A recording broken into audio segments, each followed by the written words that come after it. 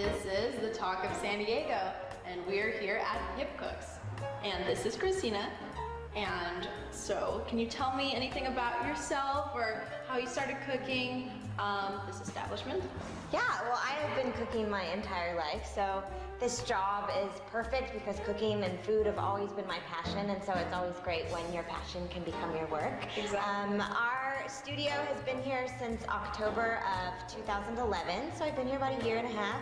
I think it's a great place, of course, to come and have fun, but each of our classes is not only a cooking class, but also ends up being a dinner party as well. So the first part of our class, everyone is around here cooking at the island, getting to know each other, and then we all sit down at the end of class and have a wonderful dinner party and enjoy all of the wonderful food we made. How awesome! Yeah. And how often do you have classes? Is it scheduled, or do you have that online? Yeah, so our schedule is all online on HipCooks.com. I have classes here about 4 to 5 nights a week. On the weekends, sometimes there's 2 classes on Saturday, and typically Sunday is like an afternoon class. Awesome. Yeah. And we'll be right back. I'm Andrea, this is Christina. We are at HipCooks, and this is the Talk of San Diego.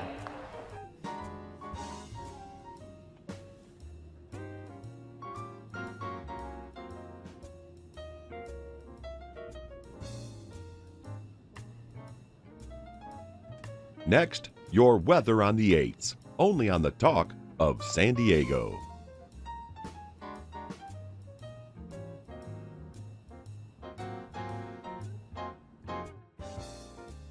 Hi, we're back. I'm Andrea, this is Christina. We're at HipCooks, and this is the Talk of San Diego. Anyway, Christina, can you tell me a little bit of information about the studio? Why is it unique? I see it's pretty modern looking. Yeah. Who thought of all of the styling, the architecture of it? Yeah, well, we have 5 locations. So San Diego is the newest location. We have 2 in LA, 1 in Seattle and 1 in Portland. And if you go into any of our other studios, they all really have the same look. Very clean. Yeah. We don't really have a lot of like gadgets. We really don't believe in buying, one kitchen appliance that only does one thing for you. Yeah. So you'll notice we don't have a lot of things like that. We have the basics: food processor, blender, of course, all of our ovens and refrigerators and those sorts of things. But one thing that I think really sets HipCooks apart is that we really, every class, I always tell my students that I'm trying to tease out their inner chef. And so one of the ways we do that is we don't use any measuring utensils. So unless you're baking where there's more of that science of, wet ingredients and dry ingredients and those sorts of things, you don't have to use measuring utensils or measuring spoons. So we really just focus on using our senses instead of those measuring tools. So we taste a lot as we go. We all know what good food tastes like, and so taste a lot as we go. Before we add salt, and then we taste it, add a little bit of salt. And so our motto here, really, with all of our herbs and spices and seasonings, is add a little bit and taste. So if you just follow a recipe, you kind of run the risk of at the end tasting it and maybe it being too salty or too spicy or one of those things. But how do you fix that? Yeah, well, it just kind of depends. It's like balancing flavors at that point. But if you just do the add a little bit and taste, you don't have to worry about the, oh no, what do I do to fix, over seasoning or that sort of thing. So that's what we really try to put the emphasis on. And that way you also know how all of your ingredients change your food and the flavors and those sorts of things.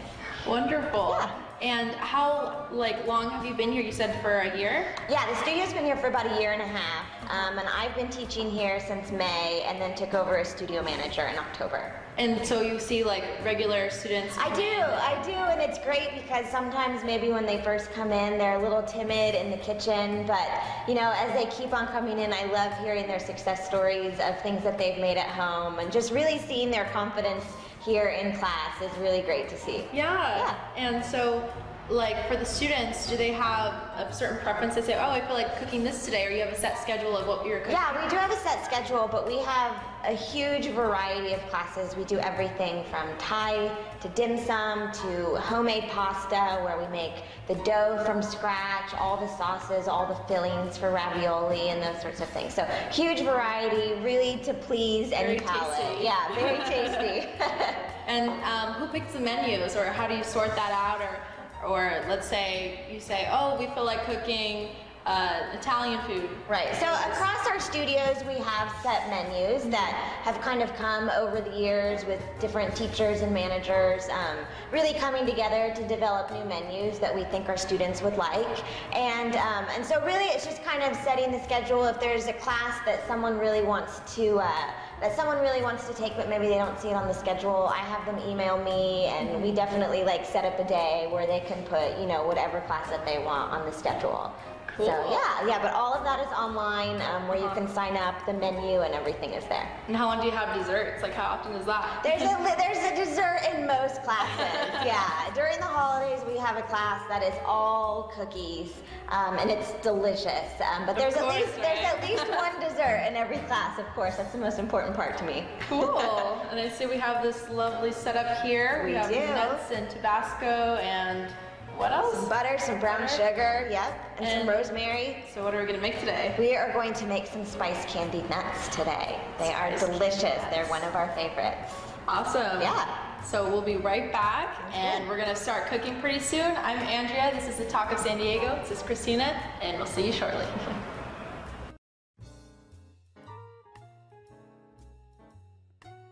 You're watching The Talk of San Diego, reminding you that every kiss begins with K. Unless you're in Mexico.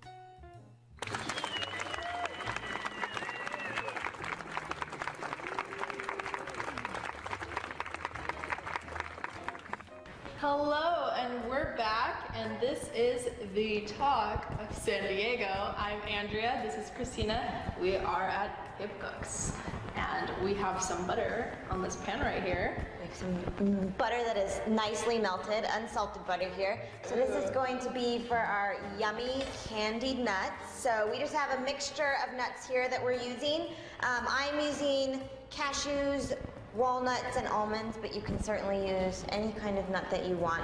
Just make sure that it is raw, that it's untoasted, unsalted, since we're going to toast it in here. Oh, what happens if you were to use toasted? So if you use, we don't recommend using or buying toasted nuts, because once you toast nuts, you're bringing out their essential oils and their flavor, and so their flavor starts to diminish after you toast them, if they're just kind of like hanging out on the shelf and they're not, you know, in like an airtight container or something in the freezer. And so we just recommend buying raw nuts because of that. You just get that extra flavor once you just toast them yourself.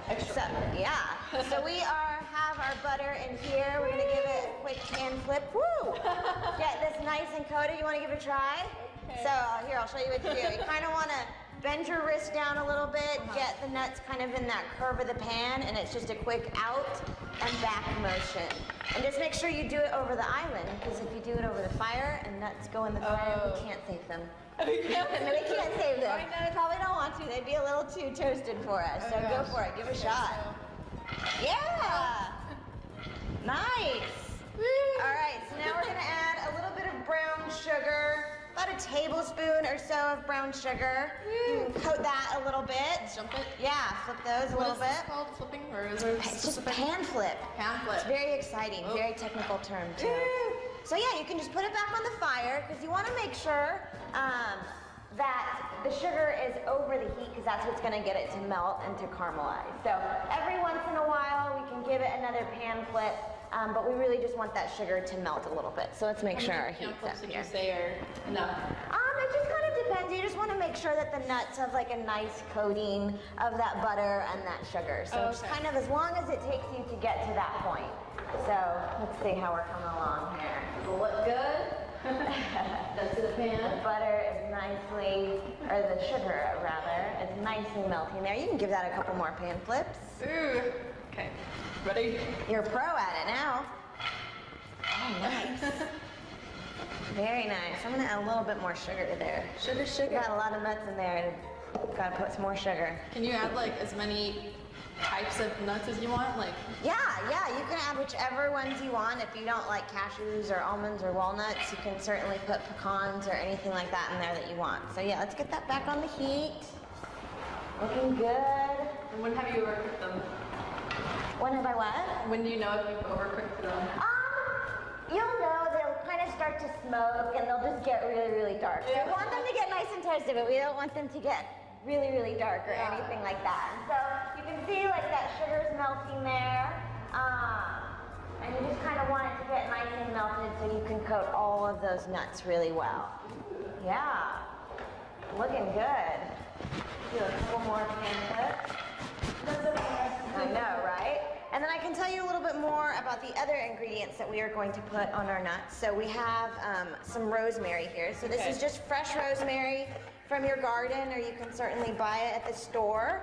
I'm just going to chop it up a little bit here. And if you don't have rosemary, you can certainly use, thyme. Yeah, thyme, parsley, sage, really any nice herb that you like. What's your favorite? I love rosemary. Rosemary's my favorite. I just love the smell of it. It's just so yummy. Oh, we can't save her. I know. Into the fire. In there, yeah. Looking good. John, will you eat it? So yeah, we just want this to get nice and toasted and melted. And are you going to, are they going to end up all together kind of like in a bar? So what we'll do is we'll put them in the freezer. So when you're making these candy nuts, you want to make sure you put them in the fridge or in the freezer, because those are like the driest places in your house. Yeah. And so they'll kind of take some of the moisture out of the sugar so that they don't become like really sticky and gooey. So we'll pop them in the freezer, and then you could easily like break them apart and do what you need to do. Yeah, and just kind of put them in a bowl for people to enjoy. I'm losing nuts everywhere. I'm normally better at this. It's the nerve. So yeah, how do those look? They're getting nice and toasted and coated, yeah? So why don't you add this rosemary in there and then do a couple more pan flips. A bunch of it. A bunch? Yeah. Woo. You can kind of add some, flip it around, take a look at the proportions, see if you want to add a little bit more. Since we're not about measuring here. Oh yeah, I like that. That's kind of cool that you guys don't measure. You're just like, whatever seems about right. Yeah, and it's really, like I said, all about tasting, and unless you're making, like I said, a dessert, you don't really need to use those measuring spoons, and then your dish really becomes your own. I always say that a recipe is what someone else thinks that dish should taste like, but what's most important is it tastes like what you want it to taste like, and what you like, and your family and your friends and whoever you're making your food for. Cool. So yeah, how do those look? I think they look delicious. Why don't you put that on the heat? So what we're gonna do, these are nice and coated. It smells wonderful, doesn't it? Yeah. So what we're gonna do is we are gonna put these on our Exo Pat here. So this is kind of like reusable parchment paper. So you could use this, this one pat over and over and over again. You just give it a little wash in between. And then we are going to add, if you wanna see that, some flaky sea salt to this. So if you kind of wanna like crumble it in your hands a little bit, just sprinkle a little bit of that on top. Make sure you wash your hands before, right? Okay, so how much do you think? Maybe like another little pinch like that. And then our lovely secret ingredient is some Tabasco. Ooh. So it'll kind of counteract the sweetness in there, and then just also give it a little tiny pop of heat. So I'm just gonna add a little bit on there. And you wanna make sure that you add the Tabasco after you've taken your nuts off the heat, because sometimes that vinegar can just pop up and can get like, in your eyes, and it's really not fun. Yeah. So yeah, it burns a lot. Yeah. So then just mix that around, make sure that Tabasco gets all mixed in, and then we will pop this in our freezer. So you did the mixing already, or? Yeah, I did the mixing. Okay. Yeah. So let's pop this in the fridge back here. Into the fridge. Voila, the fridge. Cool. Yeah. And we'll be back shortly, and we'll see our, what is it, nut cluster? Spiced candied nuts. Spiced candy nuts. And I'm Andrea, this is Christina, and this is The Talk of San Diego. We'll see you shortly.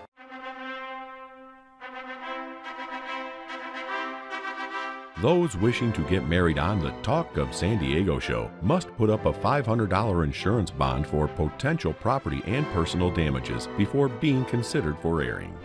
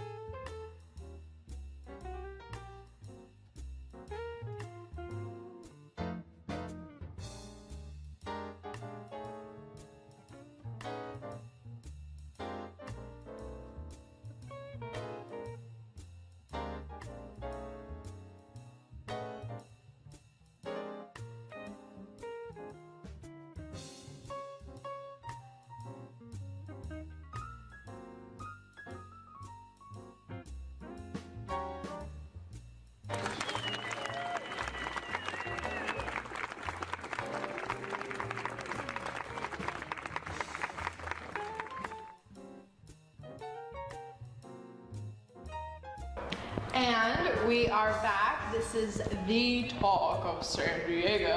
I'm Andrea. This is Christina.